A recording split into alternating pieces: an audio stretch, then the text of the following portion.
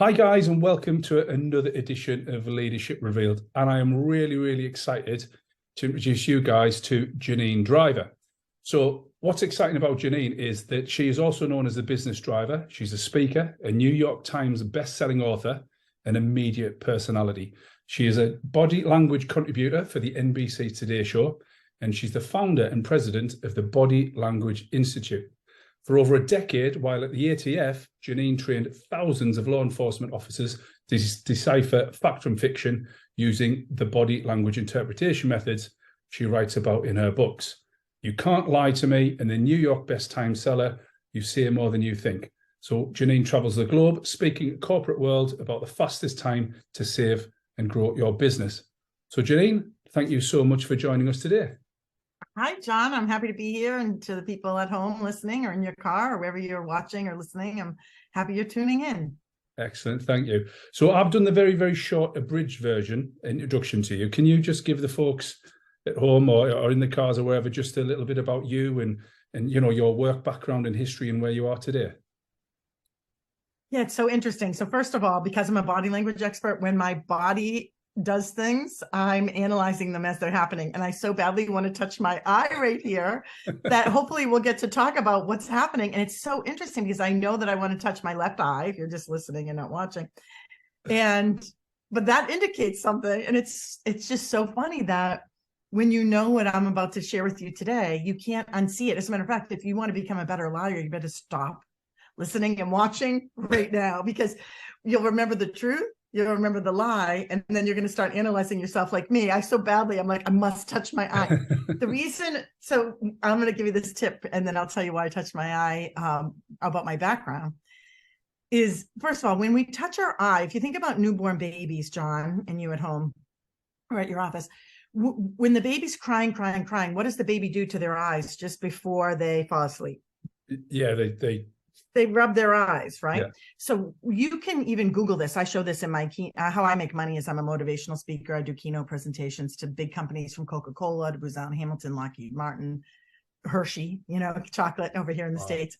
So babies touch their eyes. Well, here's the big deal that you can look online, Google, or put on YouTube, fMRI study of touching the eye. And what happens is when we touch our eye just even a little bit, it is affecting a nerve behind our eye, and it's almost like a rope, and it tickles the brain. And it tickles the brain and then dumps dopamine into our body. And dopamine relaxes us, right? So we have this like relaxing dopamine rush coming into our body. As adults, you will see world leaders touch their eyes. You will see your other real estate agents. You might see your mortgage brokers or mortgage lenders. You might see the people that are thinking of buying or selling a home with you. And they say to you, yeah, oh, really? You did the comps in this neighborhood and this is what I can get for this house? Oh, okay. Yeah, that's good. But yet they touch their eye, right? Or you're going to sell your house and you're like, listen, they're going to want an inspection. You know, did you pull a permit for that deck you did in the back? Well, we didn't pull a permit. Do we really need one? Well, yeah, you do. And then they touch their eye, right? This happens unconsciously without us knowing. And it connects back when we're babies. Our bodies are communicating to our brains and our brains are communicating to our bodies. With that being said, by the way, I play a video of the former president of Mexico. I do this at the end of my class after I teach you a bunch of cool stuff, which we'll do today. But I play this video at the end, and it's the president of Mexico at the time. And he's talking about how President Obama, who was our president here in the States at that time, in the United States, could help with the cartel problem they have in Mexico. He leaks 4 different deceptive tells. And one of them, the last one, is he begins to scratch his eye. And the audience, as you might imagine, bursts out laughing because they've already been trained on this. They've already seen videos of people doing this, everyone from Simon Cowell to little babies, you know, to the king, even the new king. We'll watch the king when he scratches his eye, right? You'll see. These are moments of high stress. Subconsciously, we begin to touch our eye. It dumps dopamine. So if you wake up in the morning and you need to start your day, do not rub your eyes. As a matter of fact, there's something called the scuba diving technique.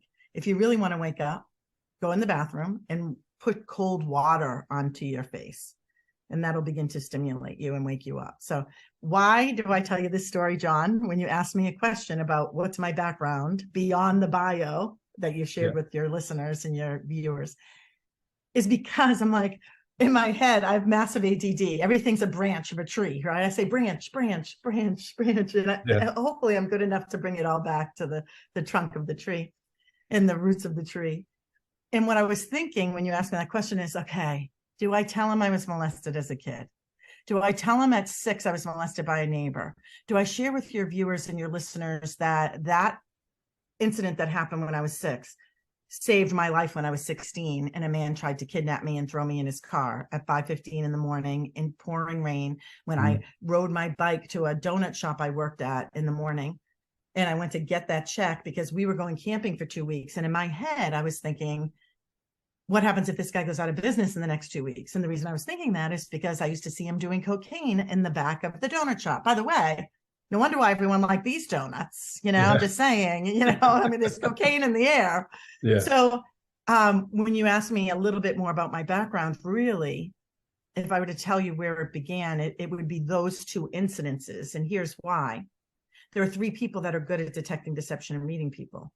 Kids who are abused physically, emotionally, verbally. They have to know when dad puts his hat on a certain way that he's going to beat mom up tonight, or when mom pulls out the vodka in the closet that she's going to probably be sleeping for the next couple of days, right? So any type of abuse, kids who are abused. For me, I was molested by a neighbor, and then which I believe saved my life years later, because it gave me, what Gavin de Becker, the great author, said would call the gift of fear. Like, it created this gift of fear and helped me realize that this person who was trying to give me a ride when I was 16 in the rain was danger. If you're a Christian, you might call it the gift of discernment, right? Like to discern that this is not a good person. So that's where it all began. I ended up going to college to be a communications major. I'm fascinated about human behavior and how do we persuade and influence human behavior? How do we become the best versions of ourselves? I'm fascinated by emotional intelligence constantly. As a matter of fact, I'm taking a life coach. I'm a life coach. I went to a program 15 years ago, but I'm taking another life coaching class right now online because I want to learn. I'm sure this person's going to teach me something that I didn't learn years ago. And so I'm an eternal student. And I think it goes back to this incident when I was 6. I mean, think about 6-year-old kids. I have 3 sons. My 2 youngest, I call my littles, they're 8 and 9. Like, I can't imagine, like, a 6-year-old kid. And this man was 30 something, 38, I think, around that time. He still lives in that neighborhood I grew up in. But those 2 incidences at 6 and 16 did not happen to my 2 younger sisters. And I was fascinated. Well, did I somehow become a magnet to, toxic people? Like, how could these 2 incidences, it just didn't seem random to me. And I wanted to make sure it never happened again. As a matter of fact, people who are attacked physically are twice as likely to be attacked physically again. Really? Oh, well. Yeah. So I don't know, today we talk a lot about manifesting. I believe in manifesting. I'm a New York Times bestselling author because I did a vision board and manifested it. So in my belief, everyone believes something different, but for me, manifesting works. I'm a positive person. Like, I would never say, I'll give you a quick example. My son, Angus, he's my oldest. He's 17. He said to Charlie, my middle, when he was coughing last week, Charlie, don't just cough out in the air, cough in your arm, because we don't want to get sick. I said, okay, Angus, I teach my kids constantly. I go, let's say it positively. Instead of don't, we don't hear don't. So don't, whatever comes after don't is an embedded command, 30% more influential to influence someone's behavior. So don't feel pressured to buy any of my books. Don't feel, I just kidding. Yeah. I get my money from Random House and HarperCollins. You can get my books, maybe have the local library pick them up so you can read them. But whatever comes after don't is influential. So I said, Angus, say it differently. So Angus said, instead of we don't want to get sick, he said, hey, Charlie, because we all want to stay healthy, can you please sneeze in your sleeve? Yeah. So we reframe it. So this positivity can change the outcome of someone's behavior. So what I teach is not just body language. It's something called statement analysis. It's thinking like a hostage negotiator. And it's understanding this manifesting. I say your subconscious has no sense of humor. When you say my back is killing me, you're sending a message to your brain. Okay, let me find a way to do that. So I say cancel, cancel. So anytime something negative comes out, you might hear me say it as soon as I say it. So cancel, cancel. My back is strong and healthy, and this interview is great, and I'm living a long, healthy life. So I'll always, the rule is for every one negative thing you say, you need 5 positive things to get you back to where you were. All right. Yeah. And research has been done on this, so you can look into that further. But that's my history. That's where I think it all began. Yeah. And so because you were fascinated by it, you just, learned all about body language, and that's how you sort of progressed to where you are today. Well, no, I was, yes. And I was a communications major in college, and I took a couple psychology classes. It was a little too heavy for me. I knew I didn't want to become a therapist. I'm very independent, so I didn't want to, I don't know. I wanted to just, I really, quite frankly, wanted to know all these things selfishly to protect me, my family, my friends, my finances. I didn't at the time think I'm going to then learn this really cool stuff and then inspire people to look at their world in a different way, which is what my life's goal is now. I think once I was protected, and it doesn't mean I haven't been misled and bamboozled. I had someone embezzle from me. And when I suffered 3 miscarriages, and my mother was dying of breast cancer, a woman I was trusting stole over $65,000 from me. And so for the people listening, by the way, and I don't know if embezzlement's an issue over there across the pond, but if it is, or if you've been cheated on, or if you've been betrayed, or you've loaded someone some money, or someone swore the check was in the mail, that they would have this deposit for this home they were buying. They swear that they're going to have it on the day of closing, and you're kind of giving them a little leeway, and you got fooled. Give yourself a break, because I teach the CIA and the FBI and the Scotland Yard police, and I've been bamboozled. Sometimes the people we trust the most are the people that can mislead us because we give them the benefit of the doubt. And what we'll talk about today, look at you, scratched your head, I scratched my head back. That wasn't even on purpose, but that's mirror neurons. See, because I like you, because we already built rapport, John, you and I, before this interview.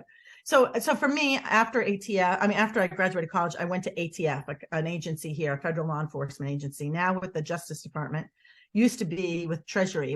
There was an old movie called Elliot Ness. I don't know if you ever remember this. Yeah, it's alcohol, tobacco, and firearms, isn't it? Yes, and explosives, but they don't add the E in there. Some people say ATFE, but it's not. It's ATF, Bureau of Alcohol, Tobacco, Firearms, and Explosives.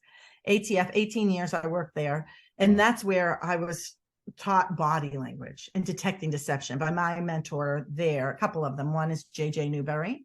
It's called the Truth Wizard. He can detect deception at more than 89% accuracy. And Jim Kavanaugh. And Jim Kavanaugh is just, wow. He saved women and children from Waco, Texas. We had this Waco, Texas debacle over here.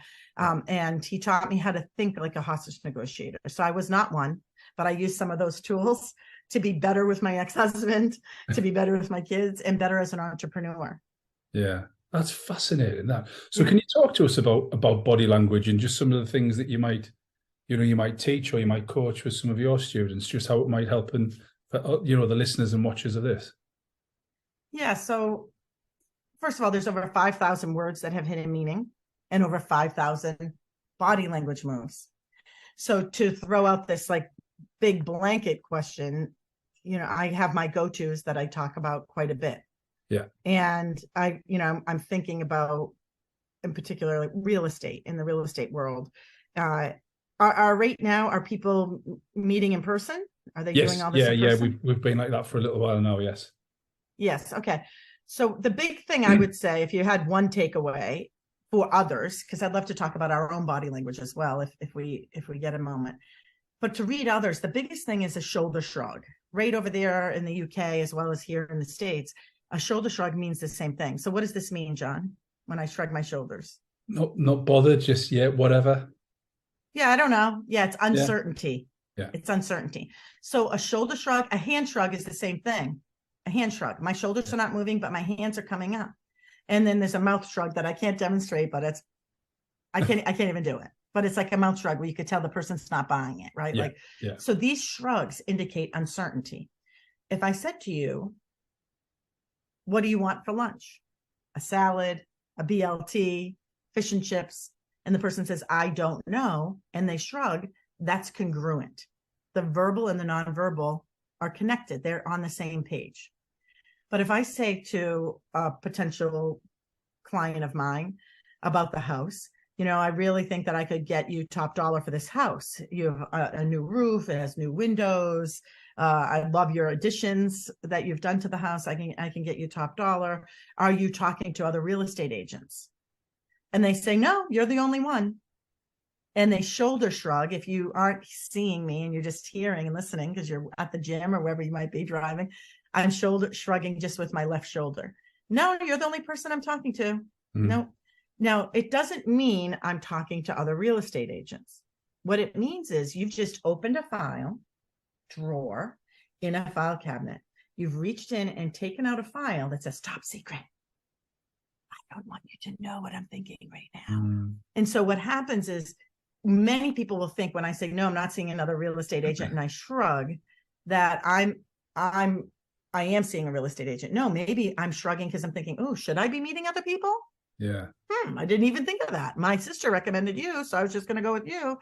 Should I? Or maybe I'm thinking, you know what?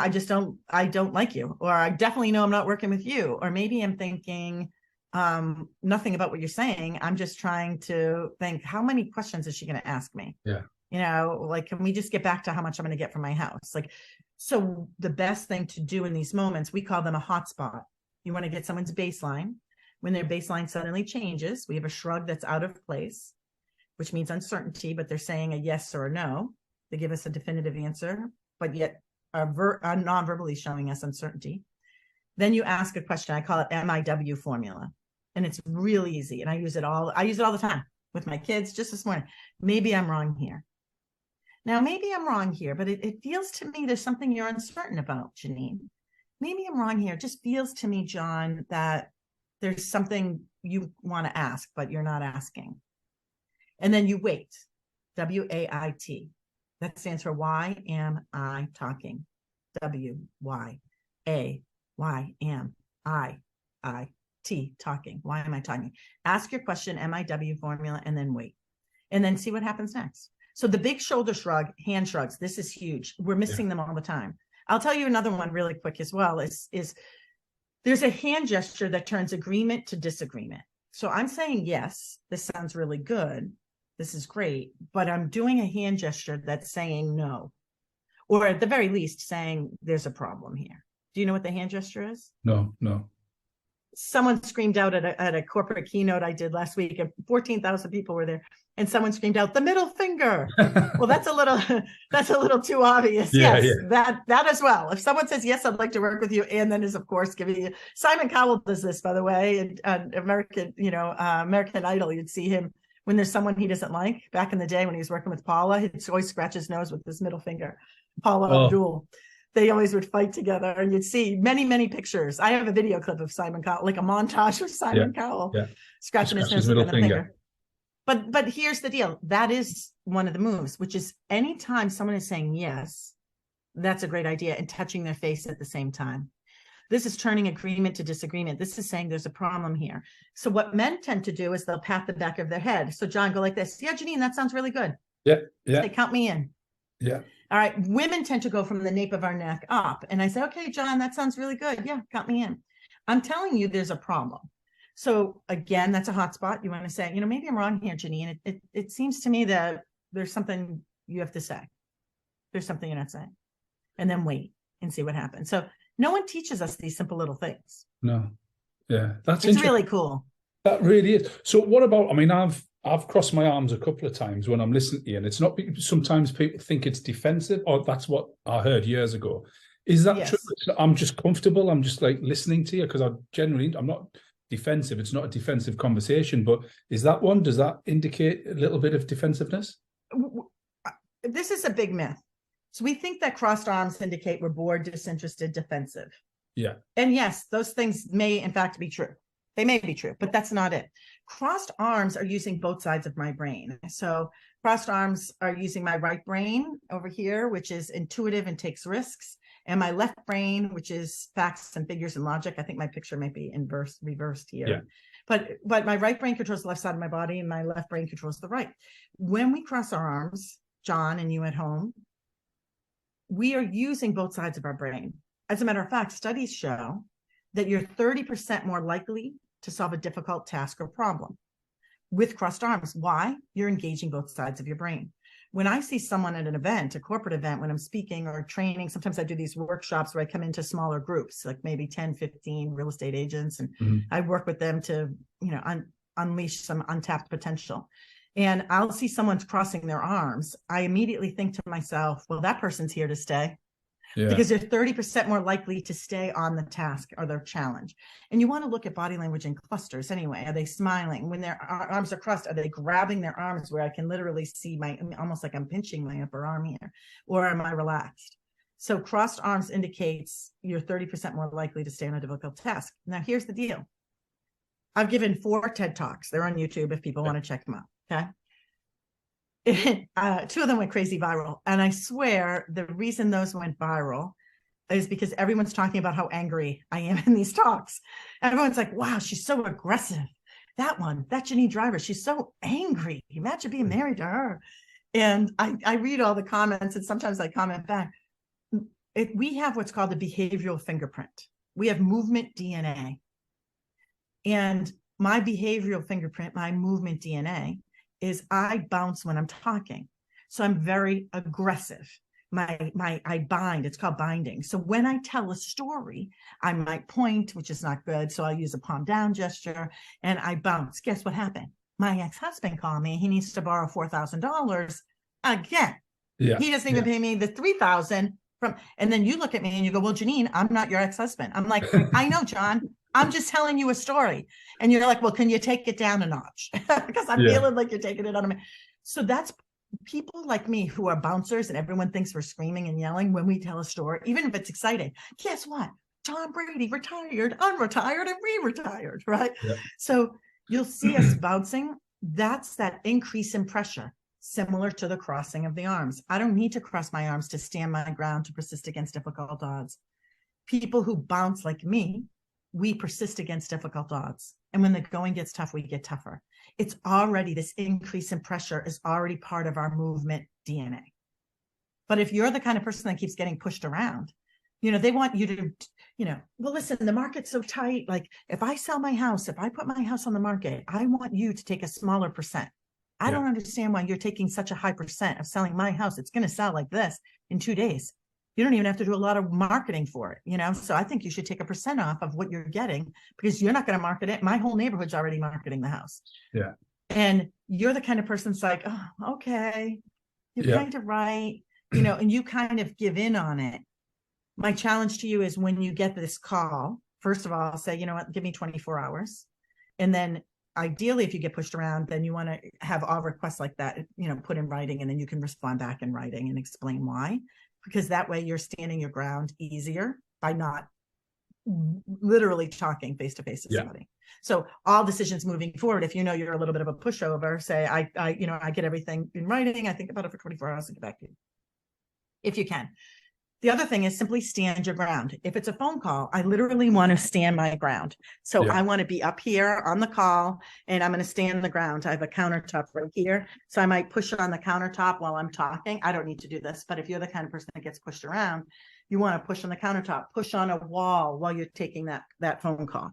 And this is both personally and professionally, so you have a mother-in-law that wants you to take care of her cats. Yeah. And you live an hour and a half away, and you do it every single time. Meanwhile, you're the daughter-in-law, and she has 3 kids that live closer to her. Yeah. But you're like, okay, no, next time that mother-in-law of yours calls, you can love her up. Say you'll help in other ways, but get someone else to take care of the cats. Stand your ground. I love that. And you can almost see, I'm talking specifically about the politicians, they always do the thumb gesture, and they've always got the sleeves rolled up, and the looking. All right, Tony Blair, your boy Tony Blair, and our guy Bill Clinton, you really put this on the map. I like to dub it the thumb of power, and that is a combination of pointing and chopping. So I want to ask you a question. If I hire you as my real estate agent, are you going to do everything you can? So it's this combination of pointing and chopping. It's the thumb of power. America, I want you to listen. Yeah. Right. I did not have sexual relations with that woman. So you'll see this a lot. This is here to stay. This, as people are making points.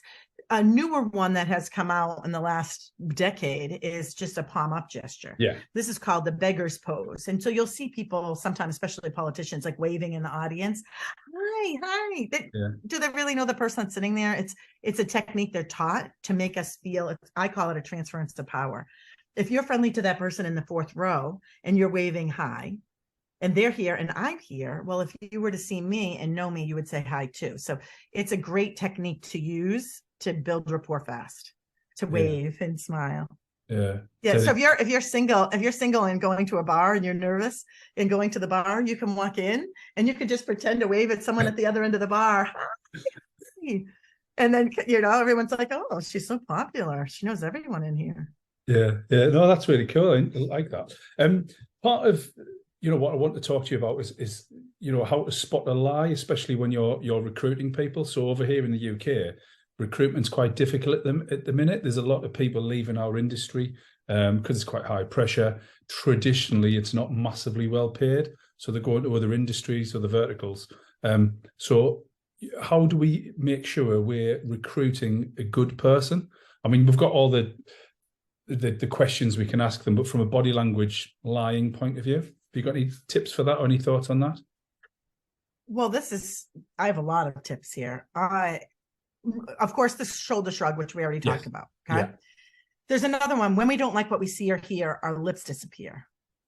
So say to me, Janine, I'm so glad you're my guest today. And then pull your lips in, John. Janine, I'm so glad you're my guest today. Yeah. So, and you at home, as you're watching or listening, you say it out loud, put it on pause and say, I love my job. Right? You feel it. It's called emotional control. This lip roll is emotional control. I say when we don't like what we see or hear, our lips disappear. As a matter of fact, I have a video of the late Queen doing this, and her lips are there, and she's not happy in this particular clip. Okay, she's not happy.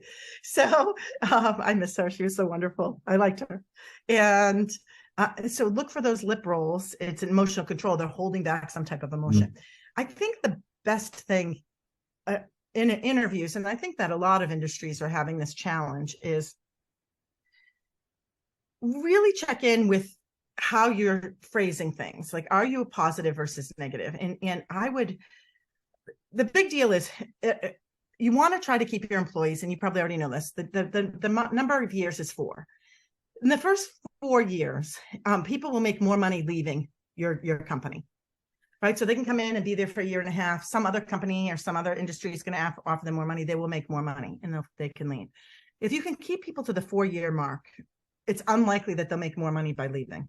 Oh, wow. So your goal should not be initially to keep them for 20 years. Your goal should be, what does our 4-year plan look like? Yeah. That our culture is so great. I just taught some real estate agents here, and I want to tell you a creative idea they did, but a real easy way. I say when people feel they matter and belong, cooperation is strong. That you stand and employ. They sell the ugly brown house in the neighborhood, right? You stand them on a chair in the office, and 6 people stand around them and give them a standing ovation that they did it. It costs nothing. Explore, find out what your employees' love languages are. Giving me a financial bonus. Well, gifts are my out of the 5 love languages, right? Acts of service, physical touch. What are the other ones? Acts of service, physical touch, quality time, gifts, and words of affirmation. What are each of your people, as you're interviewing them, what is their love language? Do they even know what it is? How do they like to receive praise? How do they know when they're doing a good job? And your job should be, what does my 4-year plan look like to keep these employees? Okay, that's number 1. Number 2 is when you're talking to these people, of course, you already know to ask very specific questions, but if you want to know if they're deceiving you or you kind of suspect it, a couple things you can do. Remind me to tell you about contempt in a second, and charming people in a second, but I want to get to this first. This is something we do in law enforcement. I could do 0 to 100. Okay. 0 to 100. And I write it on a piece of paper in the moment. And I go 0 to 100. And I go, listen, John, I really enjoyed meeting you. I think you would be a great fit for our culture. I think you'd be so good as a real estate agent. I think you have great rapport. You have emotional intelligence. You understand math, whatever it is. I'm going to write this down, 0 to 100. How much of what you told me today in the interview is truthful? I just want you to take a pen and mark it right here, 0 to 100. Because here's the deal. I love you, John, and my boss is going to verify everything we talked about, right? They go verify your previous jobs, talk to your former boss, like they're going to do all that stuff. And I just want to get ahead of it, because if there's anything we need to clear up now, I want to do it so I can help you get this job. So 0 to 100, how much of what you told me today is truthful? Just mark it. Now, you might think, listening at home, well, you'd be stupid not to put 100. You'd be surprised how many people don't mark 100. Some people don't mark 100 because they're being truthful, but they say, you go, okay, what number is that? 98%. Wow. Well, what's the 2% you haven't told me? Well, I don't know. I'm sure there's other things that you might want to know about me. And I don't think that I could be 100% forthright because I don't know how much you want me to tell you. Or they might be, we had a guy who was firearms trafficking in Vermont. 0 to 100, how much of what you told me about this case is truthful? He marked like 95%. And the ATF agent said, Jim Austin, well, what's the 5% you haven't told me? And have we all been sitting in that interrogation room in Vermont, here in the States, you would have heard this guy say, well, my part of the crime. And the ATF agent's like, great, let's talk about your part of the crime. And what is your involvement with firearms trafficking? I was called in on a TV show here in the States on VH1. It's like a sister channel of another channel called MTV. Oh, and it was we get called it. Couples. Yeah. Oh, you do? So there was a show on there, and you may have got it there as well. It was called Couples Therapy. And it's kind of like C-rated celebrities come on the show, and they live together in a mansion. And Dr. Jen Berman comes in, and she like helps them, right, and coaches them. Couples therapy. Like Lindsay Lohan's parents were there. I don't even know if you know Lindsay Lohan. Yeah. Michael Lohan. At the end of the segment, by the way, Michael Lohan, Lindsay Lohan's dad, pulled me into like a food closet and said, hey, I work with inner city kids. I think this stuff is really cool. Could we work together? Like in a closet, like in the kitchen. And I'm like, I don't think we're allowed to be off camera. Like he just like, come here and like pull me in. And I'm like, I came home and I told my husband at the time I was married, I said, I don't know how to tell you this, but I think I'm dating Michael Lohan. I think we're dating now because we had a moment. So, but on that show, everyone was getting along. The executive producer called me out and I said, here's what I want you to do. I want you to, with just handwriting, nice and simple, 0 to 100. I want you to do 2 cards. I want you to tape it in an envelope underneath everyone's chairs. And when I come in, Dr. Jen introduced me as like the human lie detector. And I said, okay, everyone reach under your chairs. In here, 0 to 100, pick out 1 card. And I want you to mark how much of what you've told Dr. Jen is truthful. And the executive producer's like, Janine, this is never going to work. Yeah. Everyone's going to put 100%. His name's Damien. I go, Damien. Trust me. Criminals who have their lives on the line don't always put 100. Like, trust me, it's going to work. Just like, trust me, this will work. And then the second card, I had them do 0 to 100. And I said, how much of what they told the producers on why they're actually on the show was truthful? You know, are they really there to fix their relationship? Are they there to hawk some type of program or book or whatever? And lo and behold, only one person put 100 out of, I think maybe there were like 16 people there, maybe 20. So I think 16. And the person who put 100, I go, let's start with you. Wow. I've never had someone put 100 before. That's interesting. See, truthful people convey, liars try to convince. Are you trying to convince me of something? And he's like, no, I'm just 100% truthful. I'm an open person. And anything Dr. Jen asks me, I'm honest about and open. I'm here because I want to fix my relationship. No shoulder shrugs, no lips disappearing. And then I believed him. So sometimes you turn the heat up just a little bit. And then someone else put 50%. Flavor Flav. Remember Flavor Flav? Oh, yeah. He's big. He had like the big clock. Yeah, he told me to go F myself like 6 times on that episode. It was like my claim to fame. I've met a lot of famous people over the years, but having Flavor Flav say that to me while being videotaped on TV, I'm 52. If I went back, I'm a kid of the 80s, graduated high school in 1988. If you told me one day Flavor Flav would tell me to do those things to myself, like I'd be like, that. What kind of life am I about to lead? So I tell you this long, convoluted story about this exercise, 0 to 100. You might be surprised what they mark. Yeah. Now, whatever they write, you say, well, tell me the other 4%. What is it? You've not been truthful with the other 10. If they do say 100%, so that's interesting. It's very rare that we have someone put 100%. You know, what led you to do that? Yeah. And then watch for the shrugs, watch for the lips disappearing, watch for their belly button moving. I call it naval intelligence. We face our belly button towards people we like, admire, and trust. We face our belly button in the direction we want to go. So all of a sudden you start asking me questions and turn up the heat, John, and I turn and angle my body, and my belly button's now facing my front door, because subconsciously I want out of this conversation at this point. Interesting. So watch your belly. I call it naval intelligence. So watch for the belly buttons. The contempt one. Contempt is a smirk. So if you're listening at home, you may want to rewatch this and fast forward to whatever time cue we're at here to see this. It's a smirk. It shows up on one side of our face. It's often dubbed the cat ate the canary grin. It looks like this, John. Yeah. Let me see you do it. Can I see you do it? Let me see. Okay, yeah, I'm you have a combination. So you're doing disgust. Well, you did disgust. You did a little bit of a nose coming wrinkle and contempt at the same time, which is scorn.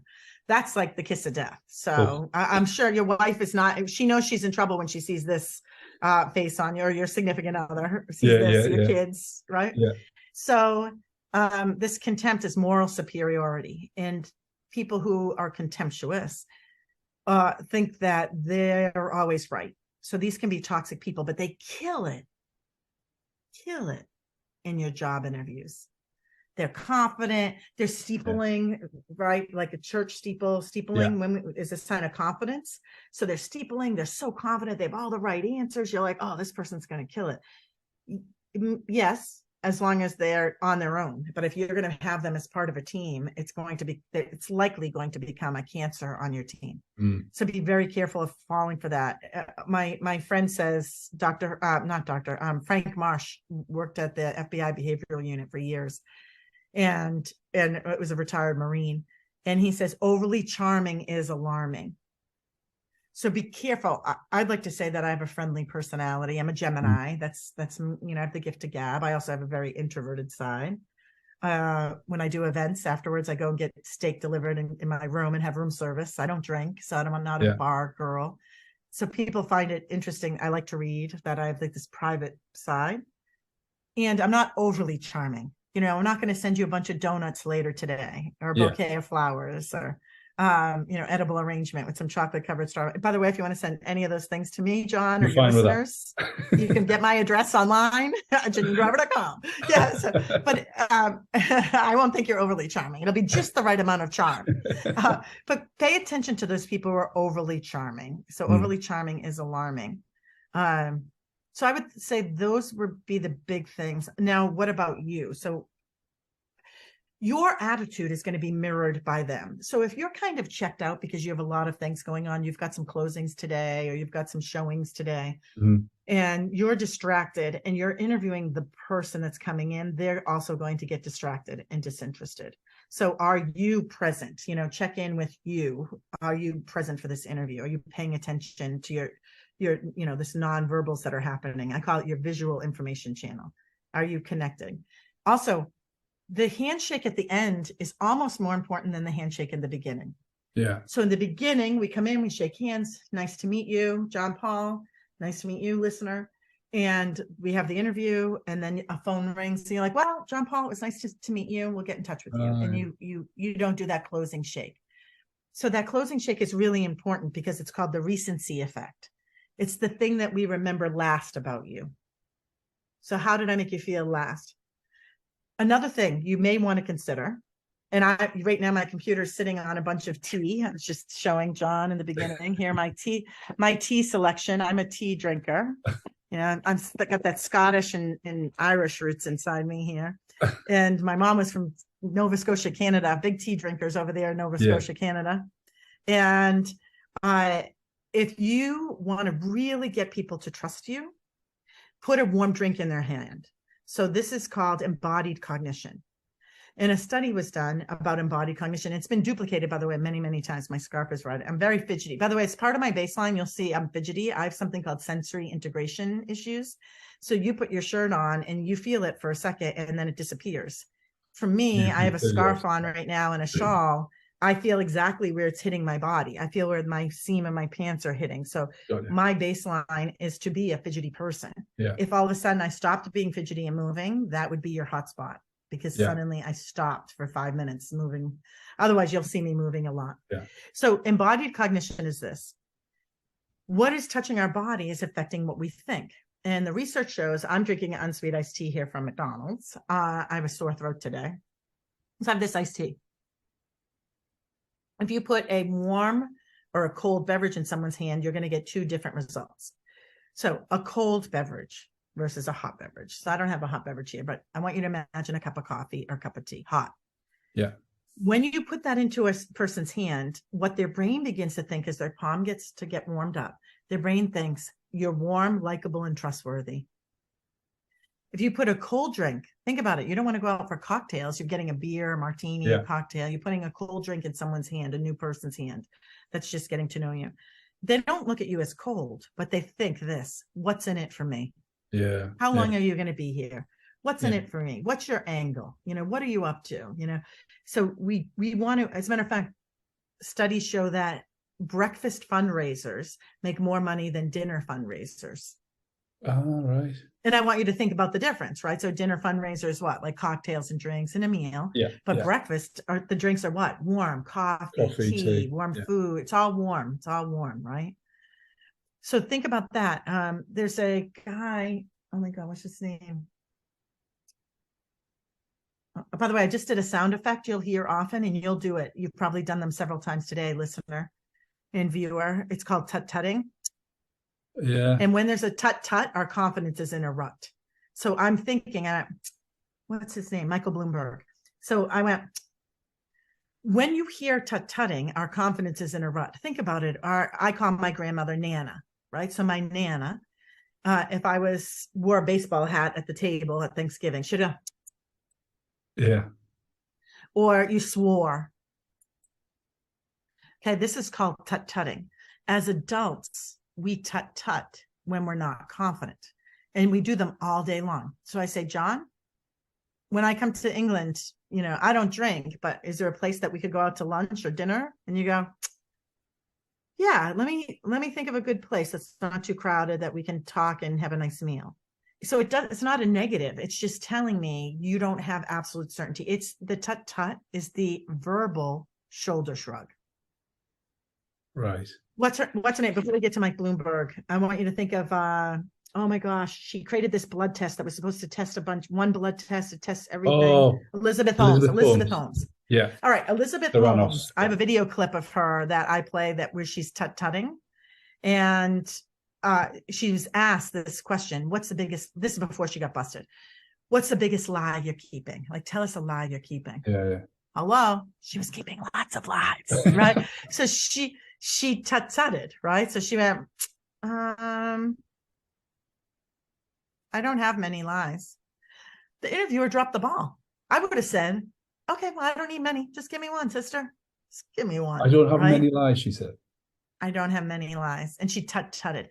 O.J. Simpson came out and he launched a TikTok page, and he goes, oh, I'll be answering all kinds of questions, the kinds of questions that people have been wanting to ask me, and anything is open, and I'll be completely honest about anything you want to ask.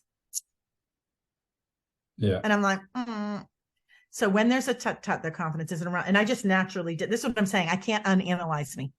Yeah. I being in this head, right? I being in here. My kids are never going to have friends over, right? They're 17. My 17-year-old brings nobody to this house. Like, nobody. He doesn't want me even knowing their names of his friends. Yeah. His name's Angus. Angus is like, Mom, we don't need you. We're good. We're going to hang out at Dad's. Can you switch it off? Can you switch it off? Or because you've been doing it for so long, it's just subconscious now that you just, do you want to switch it off? Yes. Yeah.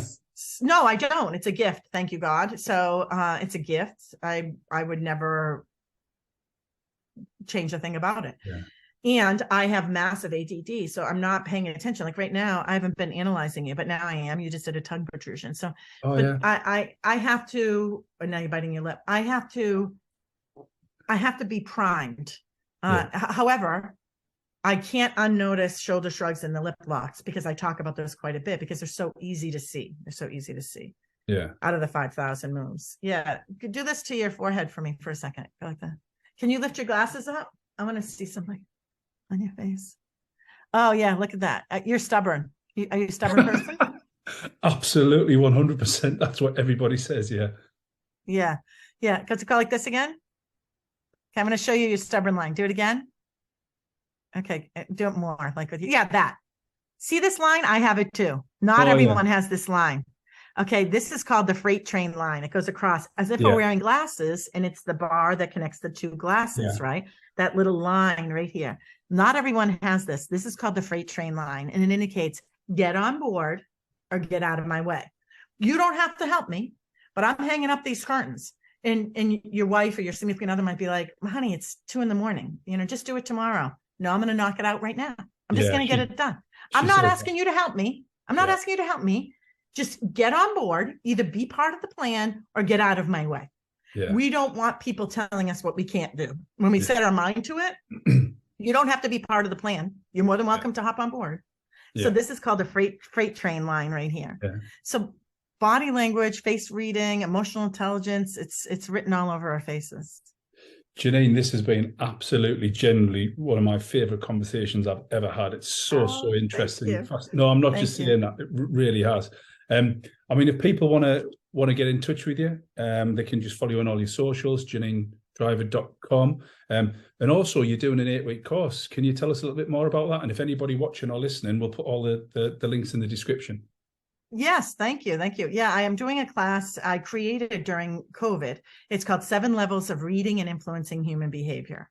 And the reason it's 8 weeks is the 8th week is a review of all the 7 levels. And so there's detecting deception. It's reading faces. I bring in Frank Marsh from the FBI Behavior Unit. I bring in a guy, Brian Galkey, who taught me about the freight train line right here. I have other lines right up here too, and you have them, which is force focus lines, which indicate that when I focus, I can tune everything else out and force focus right here.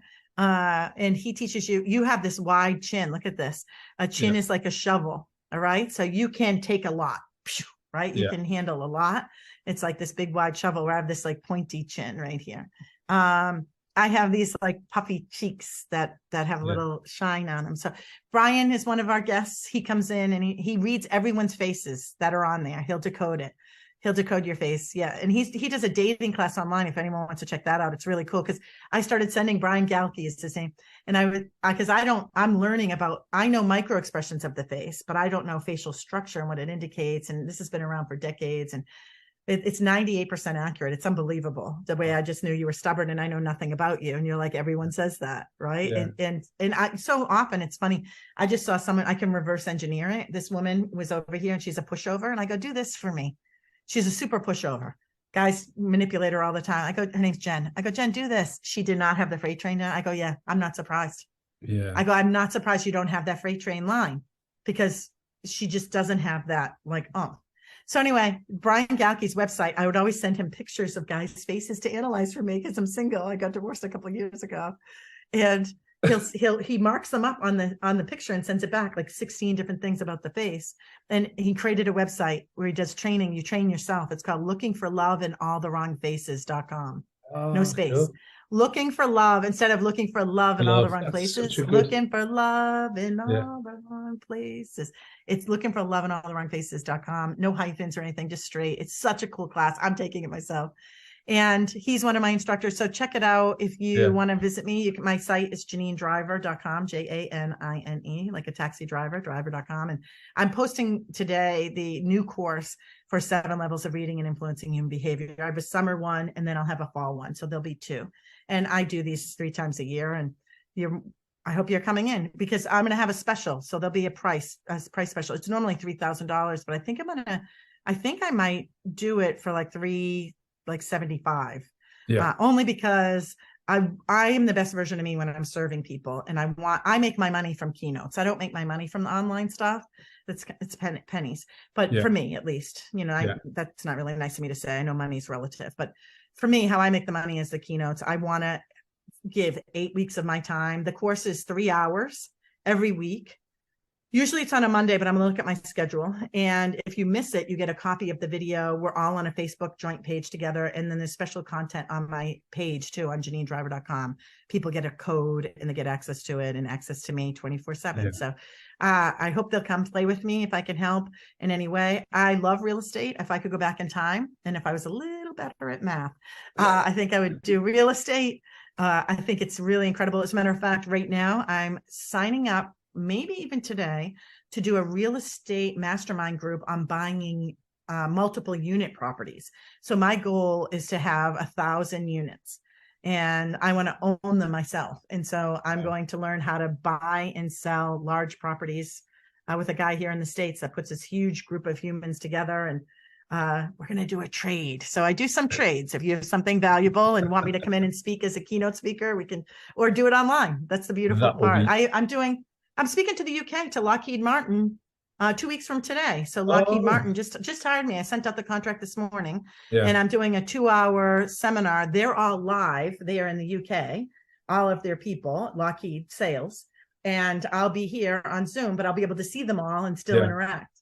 So however I can help. Let me know how I can help. That is absolutely fantastic. Well, Janine, once again, thank you so much. Everybody, please check out Janine's website. We'll put the links to all the books and everything else in the description as well. Can I say one tip? Of course you can. I spoke to these real estate agents one time, this is a couple of years back, and I loved this strategy. I'm going to give it to all of you. So not a body language thing, but what a great strategy to get people to open up and to talk to you. And here's what it is. They were walking around with sold signs, these 4 real estate agents, all women, and they had these sold signs, giant sold signs underneath their arms. And they were coming into my webinar, my seminar live in Boston. Yeah. I'm from Boston originally, if people pick up on my accent or my moxie. And I go, what's going on? Did you just sell like a neighborhood? Like you have 4 people with sold signs. And they said, no, we're doing a 30-day challenge. And I go, what do you mean? Everywhere they go, they have to carry these sold signs, almost like a giant business card. So if they go to Macy's or Nordstrom's, or I don't know what stores you guys have over there. Yeah. And if they're on the metro and the tube, right? They have to carry these signs. And people, there's parent-teacher meetings. They're carrying these signs, and people go up to them. Oh, are you a real estate agent? Oh, did you just sell a house? I'm thinking about selling my house. And now, instead of you trying to find who are your next customers, they actually come to you because it's a giant calling card. Just the way, I'm going to loop this back, just the way your body language is a giant calling card. Your body language is saying volumes. It's saying more than you think. So pay attention. If you get nervous, bring out a steeple if you want. Pay attention to your belly button rule. Keep your center body open. And most importantly, if you are a positive person and you have good beliefs, your body language will naturally follow suit. It was a pleasure being here. Hopefully that big giant sign, I loved it. I'm like, I'm going to tell every real estate agent to do this. They said I think they said 300 times the amount of customers and clients they had by this 30-day challenge. 300 times the amount. Yeah, I can believe it as well. It is. It's like a giant calling card, a business card, isn't it? Yeah. Yeah. Everywhere they went, they're trying on lingerie at Victoria's Secret. They've got this big sign under their arm. It was a pleasure, John Paul, and you at home. Thanks for listening. I hope you're able to follow my tree as the branches went all over the place. And I'm still not letting you go. So I'm going to let you go. And my name's Janine. If I can help in any way, please let me know. Oh, I appreciate that, Janine. So once again, thanks to Janine, and I hope you enjoyed it, and see you next time on Leadership Revealed.